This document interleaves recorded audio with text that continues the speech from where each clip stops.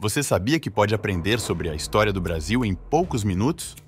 Então fica com a gente até o final que te contaremos de forma divertida a trajetória do canarinho sul-americano. Um país que, devido ao seu tamanho, faz fronteira com todos os outros países da América do Sul, exceto Equador e Chile.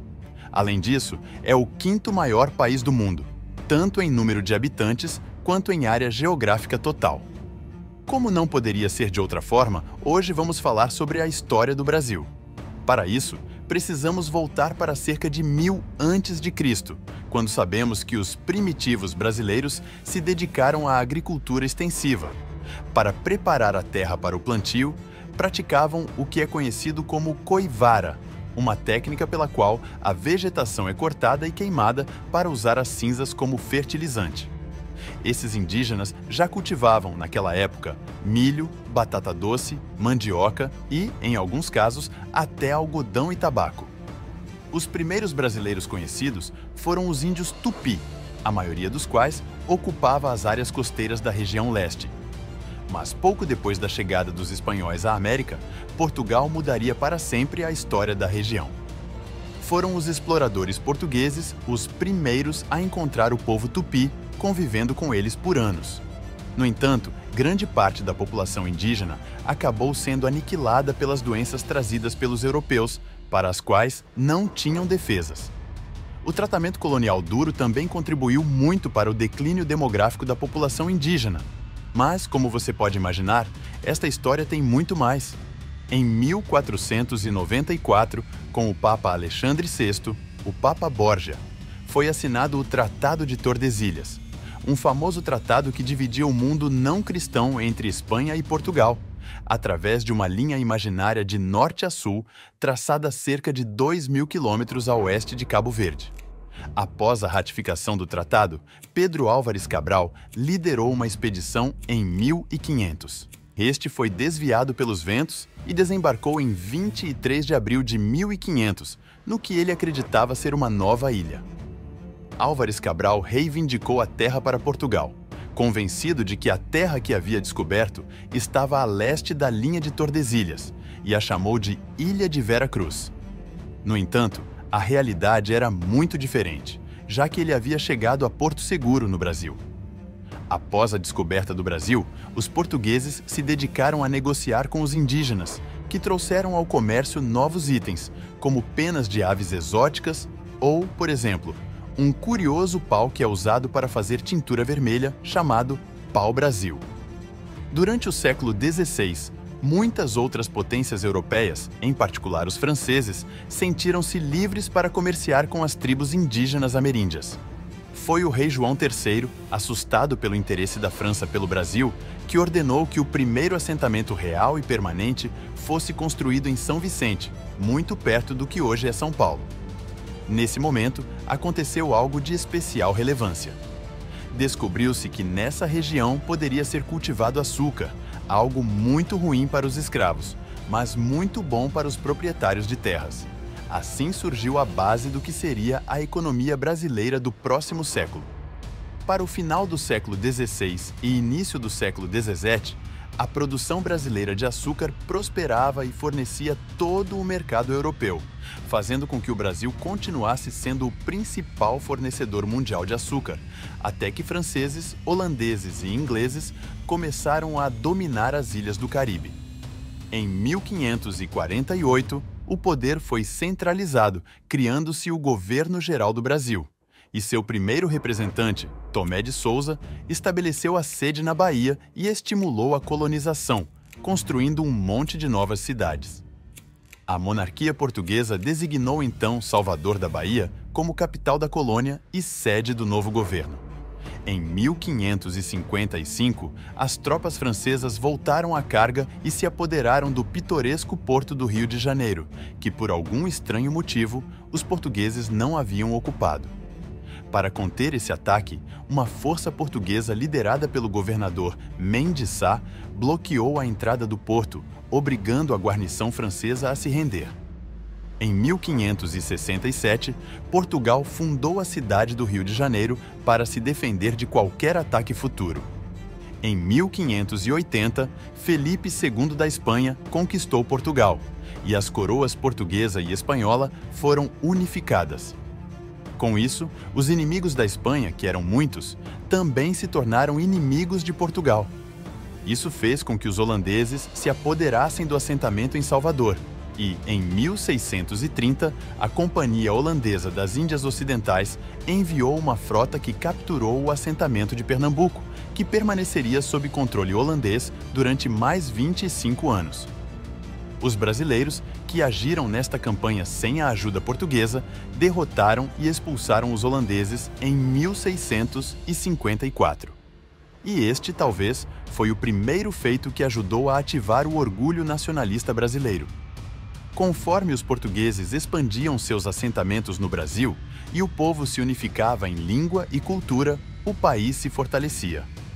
Mas atenção, chega 1695 e com ele uma grande descoberta. Os brasileiros encontraram grandes depósitos de ouro no que hoje é o estado de Minas Gerais. Assim, surgiram pequenas cidades às custas das principais zonas marítimas, que perderam algo de população. As minas de ouro tiveram um enorme efeito positivo na economia brasileira e trouxeram tanto dinheiro para o sudeste do país que o governo português decidiu transferir a capital para o Rio de Janeiro em 1763. No entanto, essa situação durou até a segunda metade do século XVIII, momento em que o ouro começou a escassear, ao mesmo tempo que a administração portuguesa não se preocupou em modernizar as técnicas de mineração. Entre 1750 e 1777, o governo português esteve sob a direção do Marquês de Pombal, inaugurando uma nova etapa. Nela, a agricultura voltou a experimentar um notável impulso. A expulsão dos jesuítas em 1759 e a abolição da escravidão dos índios em 1775 foram medidas que mostram o caráter iluminista do governo de Pombal. No entanto, assim que Pombal morreu, a situação mudou e voltou a haver liberdade para a escravatura. A Revolução Francesa e as guerras napoleônicas tiveram um profundo efeito no Brasil. A crise que atravessou a mineração, agravada pelo descontentamento dos mestiços e crioulos, juntamente com a difusão das ideias liberais da Revolução, levaram ao levantamento de Tiradentes em 1792. Em 1807, as forças de Napoleão invadiram Portugal e o príncipe regente português Dom João decidiu refugiar-se no Brasil. Os colonos deram as boas-vindas a Dom João, que se empenhou em realizar mudanças assim que chegou. Aboliu o monopólio português do comércio, abriu todos os portos ao comércio de nações amigas e revogou as leis que haviam proibido a manufatura no Brasil. Além disso, ele estabeleceu o Conselho de Estado no Rio de Janeiro, um Tribunal Supremo, o Tesouro Público e Real, a Casa da Moeda, a Imprensa e o Banco do Brasil. Após a retirada francesa de Portugal, os portugueses queriam que Dom João VI retornasse e, após uma série de revoltas radicais que estouraram e ameaçaram Lisboa e Porto, Dom João navegou para Lisboa e nomeou seu filho Dom Pedro como regente do Brasil. Esta se provaria uma decisão desajeitada. Após assumir a regência, Dom Pedro se deparou com uma situação política complicada. A oposição crescia, os republicanos estavam ganhando influência e as Cortes de Lisboa aprovaram uma série de políticas punitivas para o Brasil, que enfureceram o povo. Assim, as Cortes ordenaram que Dom Pedro retornasse à Europa, temendo que ele pudesse liderar um movimento de independência. Desafiando as expectativas, Dom Pedro recusou-se a voltar, em um discurso conhecido como o Dia do Fico, e a maioria dos brasileiros apoiou sua decisão. Em 7 de setembro de 1822, na planície do Ipiranga, perto da cidade de São Paulo, foi proclamada a independência do Brasil. O Brasil foi oficialmente reconhecido como país pelos Estados Unidos em 1824, e os portugueses reconheceram a independência do Brasil no ano seguinte. No entanto, as primeiras décadas do Brasil foram complicadas, e Dom Pedro I se revelou um rei impulsivo e incompetente. Uma série de revoltas regionais eclodiu em todo o Brasil, causando milhares de mortes. Mas pelo menos a economia se manteve estável e o governo intacto. Dom Pedro primeiro conseguiu que uma Constituição brasileira liberal fosse ratificada, que, no entanto, concedeu mais poder ao imperador. A popularidade de Dom Pedro no Brasil diminuiu significativamente devido a seus escândalos amorosos e, em grande parte, à perda da província cisplatina do Brasil, que não é outra senão o Uruguai, após uma guerra custosa com a Argentina em 1825. Por outro lado, o imperador estava muito preocupado com os assuntos de Portugal e assinou tratados impopulares com o Reino Unido, que incluíam o compromisso de abolir a escravidão no Brasil sob pressão.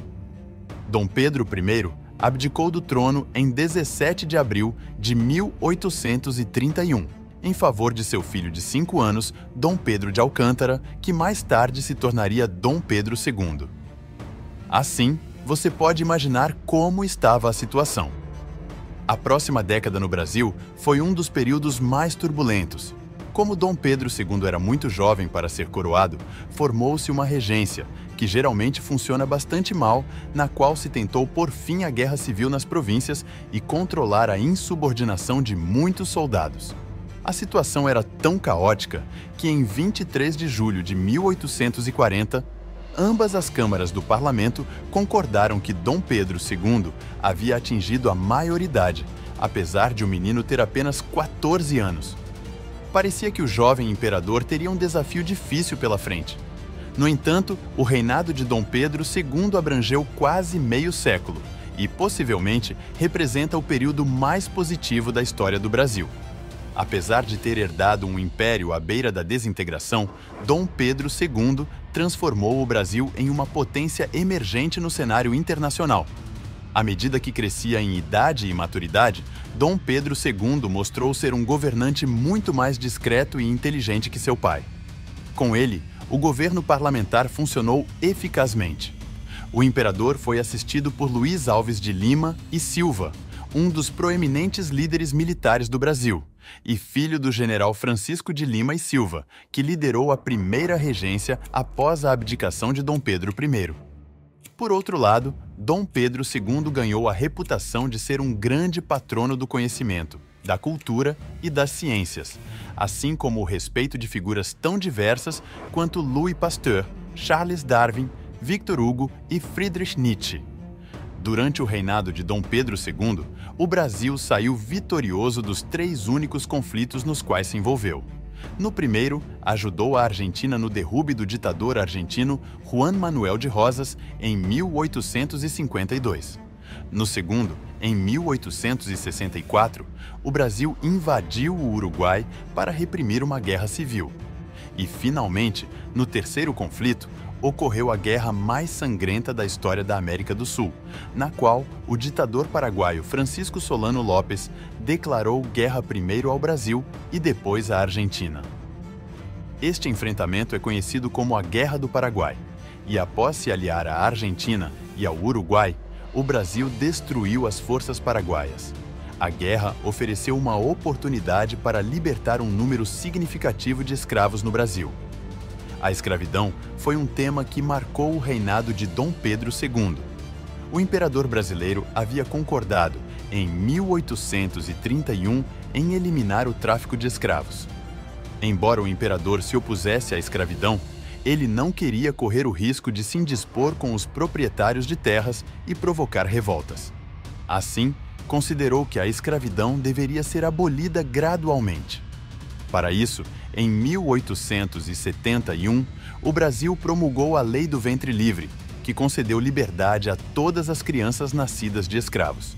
Finalmente, em 13 de maio de 1888, a escravidão foi oficialmente abolida no Brasil, com a libertação de 700 mil escravos, sem oferecer nenhuma compensação econômica para seus proprietários.